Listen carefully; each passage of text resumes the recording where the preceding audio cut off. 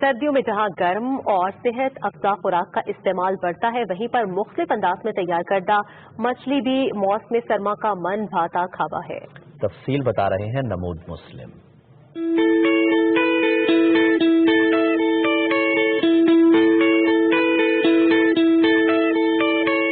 موسم کی تبدیلی سے جہاں لباس رہن سہن بدل جاتا ہے، وہیں سوچ اور خور و نوش کی اشیاء بھی بدل جاتی ہیں، اور موسم سرما میں دوسری گرم اشیاء کے ساتھ ساتھ شہری تلی ہوئی اور بیسن میں تیار کردہ مچھلی زیادہ پسند کرتے ہیں۔ زیادہ روہو چل رہی ہے اور فنگر فش چل رہی ہے، زیادہ تو رہی ہے۔ ویسے پامپلیٹ بھی ہوتی ہے، مشکا، یہ چیزیں ہیں، 8-9 قسمیں ہیں، بام ہے، یہ سسٹم ہوتا ہے۔ رات کو ماشاءاللہ رونق لگ جاتی ہے۔ صحیح موسم اچھا تھا، مچھلی کھانے کا بہت دل کر رہا تھا، سے آئے مچھلی کھانے کے لیے یہاں پہ فیملی کے ساتھ ہم آئے ہیں جی سردیوں کے موسم میں مچھلی کھانے کے لیے۔ یہ ٹریڈیشن بھی ہے اور ہم لوگ اکثر اپنی فیملی کے ساتھ نکلتے ہیں۔ مختلف مسالوں اور ریسیپی سے تیار کردہ مچھلی کھانے کے شوقین دریائی مچھلی کے ساتھ ساتھ بیرون ملک سے آئی فنگر فش بھی پسند کرتے ہیں۔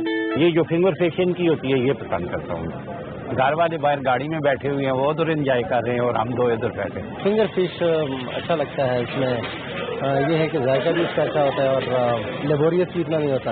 موسم جس قدر سرد ہو جاتا ہے، اسی قدر بازار میں مچھلی کی مانگ میں بھی اضافہ ہو جاتا ہے۔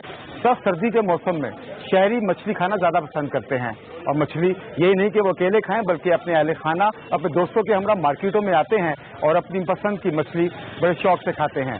نمود مسلم، پاکستان ٹیلی ویژن نیوز، اسلام آباد۔